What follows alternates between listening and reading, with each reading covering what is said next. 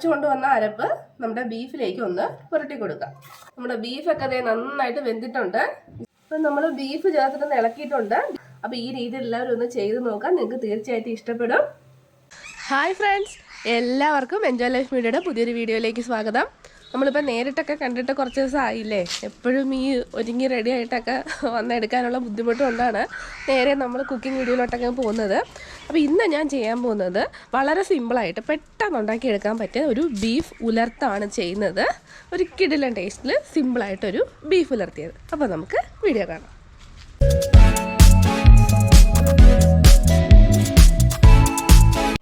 നമ്മൾ 1/2 kilo beef വെച്ചിട്ടാണ് beef ഉലർത്തി തയ്യാറാക്കാൻ പോകുന്നത്. അപ്പോൾ അതിനു മുമ്പ് നമുക്ക് അതിന് വേണ്ടിയിട്ടൊരു അരപ്പ് തയ്യാറാക്കാനുണ്ട്. അതാണ് നമ്മുടെ പ്രധാനപ്പെട്ട സാധനം. അപ്പോൾ അതിനു വേണ്ടി നമ്മളൊരു മിക്സിയുടെ ജാർ എടുത്ത് വെക്കുക. അതിലേക്ക് ആദ്യം ചേർത്ത് കൊടുക്കേണ്ടത് മുളക് പൊടി ചേർത്ത് കൊടുക്കാം. നമുക്കൊരു 2 സ്പൂൺ മുളക് പൊടി. ഈ ഒരു സ്പൂണിന് 2 സ്പൂൺ മുളക് പൊടിയാണ് ഞാൻ ചേർത്തത്.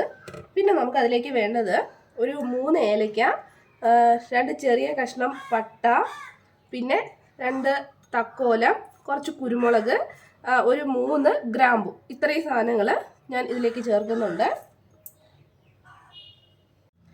ഇനി അതിലേക്ക് ഒരു 1/4 ടീസ്പൂൺ മഞ്ഞൾപ്പൊടി ചേർത്ത് കൊടുക്കാം. ഇനി മല്ലിപ്പൊടിയാണ്, അതും ഒരു 2 ടീസ്പൂൺ തന്നെ നമുക്ക് ചേർത്ത് കൊടുക്കാം. പിന്നെ ഒരു ടീസ്പൂൺ നിറയെ നമ്മുടെ പെരുംജീരകം. പിന്നെ അതിലേക്ക് ഞാനൊരു ചെറിയ കഷ്ണം ഇഞ്ചി ചേർക്കുന്നുണ്ട്. അതുപോലെ തന്നെ ഒരു 3-4 അല്ലി വെളുത്തുള്ളി. ഇനി ഇതിലേക്ക് ആവശ്യത്തിനുള്ള ഉപ്പ്, ഏകദേശം ഒരു 1/2 ടീസ്പൂണോളം ഉപ്പ് ചേർത്ത് കൊടുക്കാം. അതിലേക്ക് ഒരു 2 ടീസ്പൂൺ വിനാഗിരി കൂടി നമുക്ക് ചേർത്ത് കൊടുക്കാം. ഇനി കുറച്ച് വെള്ളം കൂടി ഒഴിച്ചിട്ട് ഇത് നന്നായിട്ടൊന്ന് അരച്ചെടുക്കാം. നല്ല മഷി പോലെ ഒന്ന് അരച്ചെടുത്തുകൊണ്ട് വരാം. നമ്മൾ അരച്ചുകൊണ്ട് വന്ന അരപ്പ് നമ്മുടെ ബീഫിലേക്ക് ഒന്ന് പുരട്ടി കൊടുക്കാം. ഒന്ന് മാരിനേറ്റ് ചെയ്ത് കൊടുക്കാം. നമ്മൾ ഉപ്പും എല്ലാം ഇട്ടിട്ടുണ്ട്. അരപ്പെല്ലാം നമ്മൾ ബീഫിലേക്ക് ചേർത്ത് കൊടുത്തിട്ടുണ്ട്. ഇനി നന്നായിട്ട് ഇതൊന്ന് മിക്സ് ചെയ്ത് കൊടുക്കാം. എല്ലാത്തിനും നന്നായിട്ട് അരപ്പൊക്കെ ഒന്ന് പിടിക്കുന്നവരെ നന്നായിട്ടൊന്ന് മിക്സ് ചെയ്യാം.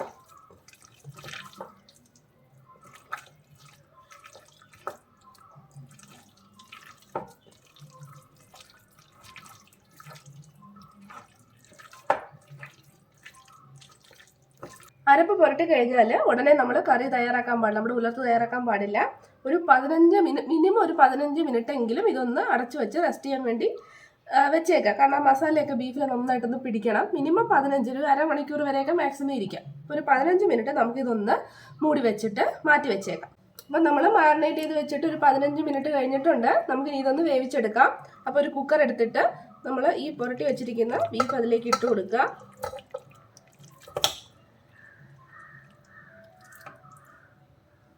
ബീഫിനകത്ത് തന്നെ വെള്ളം ഇറങ്ങും, പക്ഷേ ഇത് സ്റ്റീൽ കുക്കർ ആയതുകൊണ്ട് ചിലപ്പോൾ അടി പിടിക്കാൻ സാധ്യതയുണ്ട്. അതുകൊണ്ട് ഞാൻ ആ അരപ്പ് തന്നെ കുറച്ച് വെള്ളം കൂടി കലക്കി ഇതിലേക്കൊന്ന് ഒഴിക്കുന്നുണ്ട്, ഒരല്പം മാത്രം.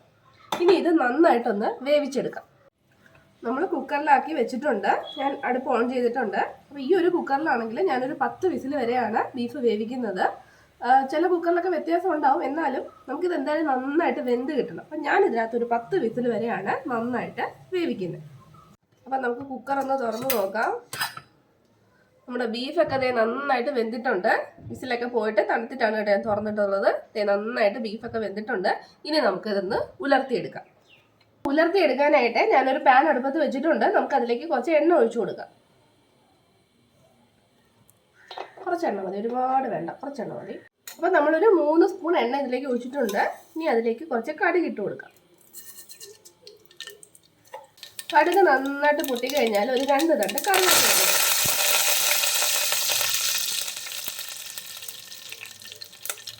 ഇനി അതിലേക്ക് ഇഞ്ചിയും വെളുത്തുള്ളിയും ഒന്ന് ചെറുതായിട്ട് അരിഞ്ഞത്, ഒരു ചെറിയ കഷ്ണം ഇഞ്ചിയും ഒരു അല്ലി വെളുത്തുള്ളിയും.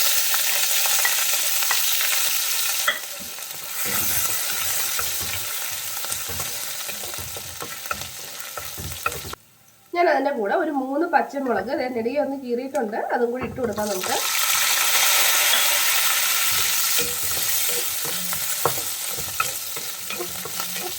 എല്ലാം കൂടി നന്നായിട്ടൊന്ന് ഇളക്കി കൊടുക്കാം. ഇനി അതിലേക്ക് നമുക്ക് വേണ്ടത് ചെറിയ ഉള്ളിയാണ്. ഞാൻ ഇതിലേക്ക് ഒട്ടും തന്നെ സവാള ചേർക്കുന്നില്ല, ചെറിയ ഉള്ളിയാണ്.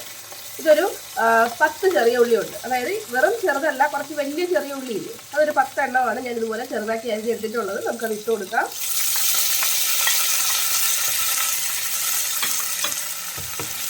നന്നായിട്ടൊന്ന് വഴറ്റിയെടുക്കാം. ചെറിയ ഉള്ളി നന്നായിട്ട് വഴണ്ട് കിട്ടണം. നമുക്ക് ഒരു വിധമൊക്കെ വഴണ്ട് വരുന്നുണ്ട്. നമുക്ക് കുറച്ച് കറിവേപ്പില കൂടി ഇട്ട് കൊടുക്കാം. ഞാനൊരു 2 തണ്ട് കറിവേപ്പിലയും കൂടി ഇടുന്നുണ്ട്.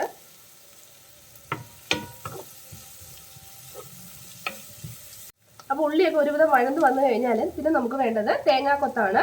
നമ്മുടെ ഉലർത്തിൻ്റെ ഏറ്റവും പ്രധാനപ്പെട്ട ഒരു സാധനമാണ് നമ്മുടെ തേങ്ങാക്കൊത്ത്. എല്ലാം കൂടി നമുക്ക് നന്നായിട്ടൊന്ന് വഴറ്റിയെടുക്കാം. തേങ്ങാക്കൊത്ത് ഇട്ട് കഴിഞ്ഞാൽ അതിൻ്റെ കൂടെ ഒരു 1/4 ടീസ്പൂണോളം മഞ്ഞൾപ്പൊടിയും കൂടി ചേർത്ത് കൊടുക്കാം. നന്നായിട്ടൊന്ന് ഇളക്കി കൊടുക്കാം.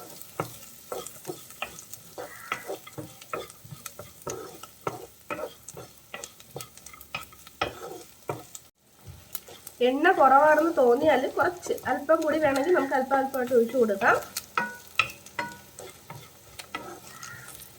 ഇനി നമുക്കിതിലേക്ക് നമ്മൾ വേവിച്ച് വെച്ചിട്ടുള്ള ബീഫ് ഇട്ട് കൊടുക്കാം. അതും കൂടി ചേർത്ത് ഇതിനകത്ത് കിടത്ത് നന്നായിട്ടൊന്ന് ഡ്രൈ ആക്കി എടുക്കാം. നമുക്ക്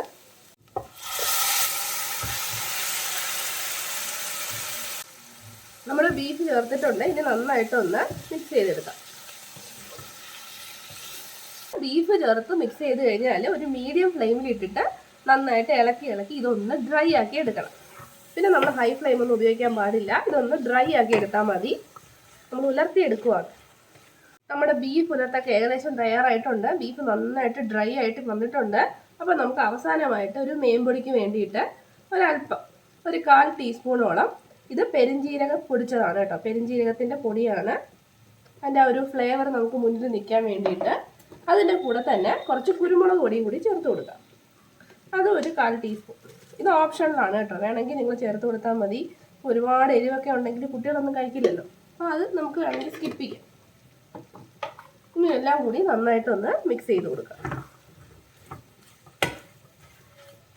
ഒട്ടും തന്നെ വെള്ളമില്ല. നന്നായിട്ട് ഡ്രൈ ആയിട്ടുണ്ട്. നമ്മുടെ ബീഫ് ഉലർത്തിയത് തയ്യാറായിട്ടുണ്ട്. നമുക്കിനി ഫ്ലെയിം ഓഫ് ചെയ്യാം. ഇത്രേ ഉള്ളൂ. അധികം നമുക്ക് ഇൻഗ്രീഡിയൻസ് ഒന്നും ആവശ്യമില്ല. പെട്ടെന്ന് ഞാൻ പറഞ്ഞില്ലേ, വളരെ സിമ്പിളായിട്ട് എങ്ങനെ നമുക്ക് ഉലർത്തിയെ തയ്യാറാക്കാം. അപ്പോൾ ഈ രീതിയിൽ എല്ലാവരും ഒന്ന് ചെയ്ത് നോക്കാം. നിങ്ങൾക്ക് തീർച്ചയായിട്ടും ഇഷ്ടപ്പെടും. അപ്പോൾ എല്ലാവരും വീഡിയോ കണ്ടല്ലോ. നിങ്ങൾക്ക് ഇഷ്ടപ്പെട്ടാണെന്ന് വിശ്വസിക്കുന്നു. എളുപ്പമല്ലേ? നമുക്ക് ഒരുപാട് സാധനങ്ങളൊന്നും ആവശ്യമില്ല. ഒരുപാട് ഇൻഗ്രീഡിയൻസ് ഒന്നും വേണ്ട. വളരെ പെട്ടെന്ന് നമുക്ക് തയ്യാറെടുക്കാൻ ചെയ്യാൻ പറ്റുന്നതേ ഉള്ളൂ. എല്ലാവരും ചെയ്ത് നോക്കുക. ഇഷ്ടപ്പെട്ടെങ്കിൽ നിങ്ങളുടെ അഭിപ്രായങ്ങളൊന്ന് അറിയിക്കുക. ചാനൽ സബ്സ്ക്രൈബ് ചെയ്യണം. അപ്പോൾ നമുക്ക് പുതിയൊരു വീഡിയോയുമായി വീണ്ടും കാണാം. അതുവരെ ബൈ ബൈ.